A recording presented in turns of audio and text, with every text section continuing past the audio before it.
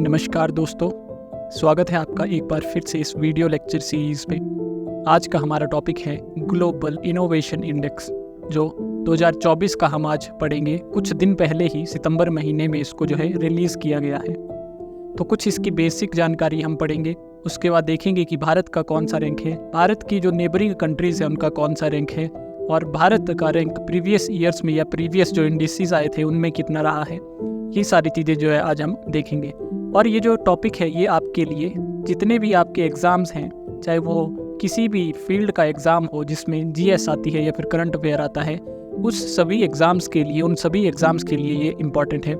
साथ ही साथ ये जो है आपके पेपर 1 या फिर आपका कोई भी प्री का एग्ज़ाम है या फिर कोई भी आपका मेंस का एग्ज़ाम है, उसके लिए ये टॉपिक जो है इम्पॉर्टेंट है। मेंस में आपका अगर कोई भी क्वेश्चन टेक्नोलॉजी से संबंधित, इनोवेशन से या फिर रिसर्च एंड डेवलपमेंट से संबंधित कोई टॉपिक है मेंस एग्जाम में, उस प्रकार के क्वेश्चन में या फिर टॉपिक में आप इस इंडेक्स का जो है मेंशन कर सकते हैं या फिर इसका रेफरेंस दे सकते हैं। या फिर इसकी तरह जो बाकी इंडिसेस हैं, जैसे कि global hunger index, passport index जो है, ह्यूमन डेवलपमेंट इंडेक्स, इन सभी का आप मेंशन जो है मेंस वाले पेपर में भी कर सकते हो। या फिर जो भी आपके ऑब्जेक्टिव टाइप एग्जाम्स होते हैं उसमें तो ये क्वेश्चन आता ही है कि XYZ जो भी आपको नाम दे देंगे इंडेक्स का, उसमें भारत का कितना रैंक है, या फिर उसमें जो है भारत की नेबरिंग कंट्रीज कहाँ पर रैंक करती हैं, या उसके फर्स्ट नंबर पर कौन है। इस प्रकार से जो है आपको क्वेश्चन आते हैं इंडेक्स से। तो इस इंडेक्स की शुरुआत 2007 में की गई थी। फ्रांस का एक बिजनेस स्कूल है, बिजनेस इंस्टीट्यूट है जिसका नाम है इनसेट, और ब्रिटेन की एक मैगजीन है वर्ल्ड बिजनेस मैगजीन,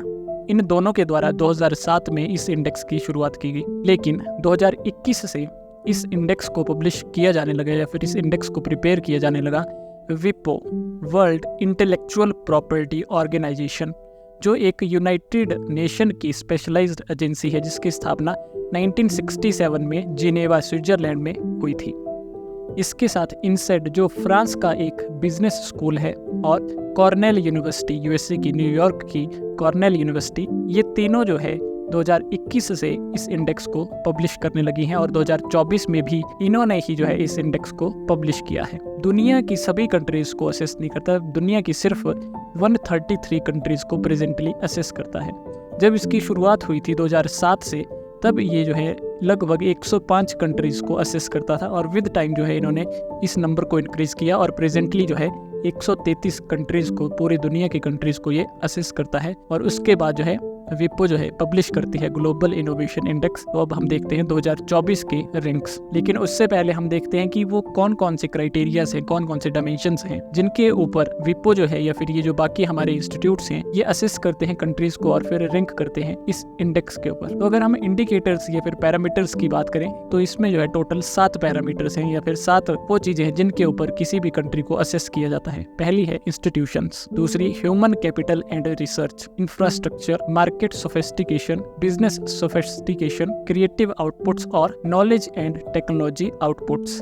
तो ये जो है 7 क्राइटेरियाज हैं या फिर 7 पैरामीटर्स हैं, 7 इंडिकेटर्स हैं जिनके ऊपर 133 कंट्रीज को असेस किया जाता है, और इन सभी इंडिकेटर्स का एवरेज निकाल के ये जो हमारा इनोवेशन इंडेक्स है इसके ऊपर इन कंट्रीज को रैंक किया जाता है। अब अगर हम रैंकिंग की बात करें, भारत की बात करें, तो ये जो हमारा 2024 का इंडेक्स आया है ग्लोबल इनोवेशन इंडेक्स, इसमें भारत का रैंक है 39। प्रीवियस ईयर यानी कि 2023 में था 40, 2022 में भी 40, और जब पहली बार ये पब्लिश किया गया था यानी कि 2007 में, उस टाइम भारत का रैंक था 23। नेबरिंग कंट्रीज की बात करें तो चाइना का रैंक है 11, श्रीलंका का 89, पाकिस्तान का 91, बांग्लादेश का 106 और नेपाल का 109। ये जो है आपने नेबरिंग कंट्रीज का भी याद रखना है। और एक और बात आपने याद रखनी है कि एक और हमारा नेबर है भूटान, लेकिन भूटान जो है इस इंडेक्स में या फिर ये जो हमारी 133 कंट्रीज है इसमें इंक्लूड नहीं होता है। बस यही हमारे जो है नेबर्स हैं, जिनमें जो हमारा चाइना नेबर है सिर्फ वही हमसे ऊपर है, यानी कि 39 हमारा है, चाइना का 11th है, बाकी सारे के सारे नेबर्स जो है हमसे या 39 के बाद जो है उनका रैंक आता है। पेपर में जो है अब ऐसे भी स्टेटमेंट वाइज क्वेश्चन आता है कि जो हमारे नेबर्स हैं वो जो है हमसे ऊपर हैं इस इंडेक्स में या नीचे हैं, इस प्रकार से भी जो है अब क्वेश्चन आते हैं। अब अगर हम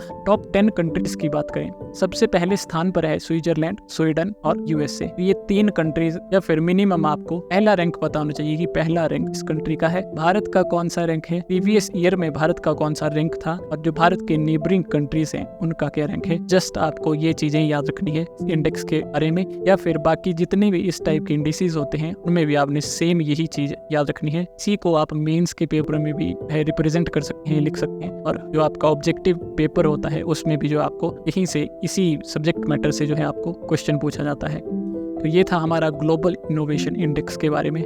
आई होप आपने आज कुछ नया सीखा होगा। धन्यवाद।